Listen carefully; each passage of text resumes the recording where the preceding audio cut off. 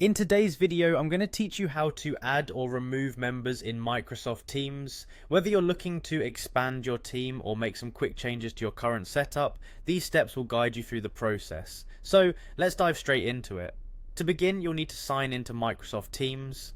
Once you're on the main page, look towards the left-hand panel and locate the option labeled Community. Clicking on this is your gateway to managing members.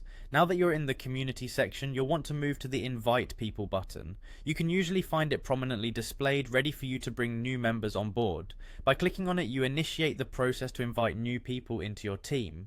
Next, you'll be prompted to type in the email addresses of the members you wish to add. Be sure to enter it correctly. The email address is the key to getting the invitation to the right person. It might be helpful to double check if the address is correct to avoid any unnecessary delays. Once you've entered the address, the final step of adding a member is quite simple. Hit the invite button. This action sends out an invitation to join your team on Microsoft Teams. If you've added multiple email addresses, each recipient will receive an invitation. Switching gears to removing members, let's focus on how you can do that effortlessly. You'll first need to click on the settings icon, usually found in the upper area of your window. This leads you to the configuration options where you can manage and view team settings in more detail. In the settings, look for the members section. Clicking on this option will present you with a list of current members in your team. This is where you have a comprehensive overview of who is part of your team and manage any changes you want to make regarding team membership. To remove a member, search for the small X icon next to the member's name.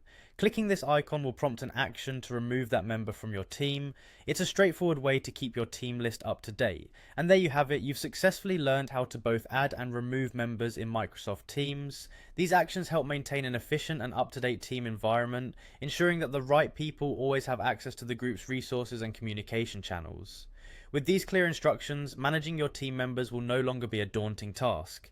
If you found this helpful, make sure to apply these practices to keep your team dynamic, fresh, and functional.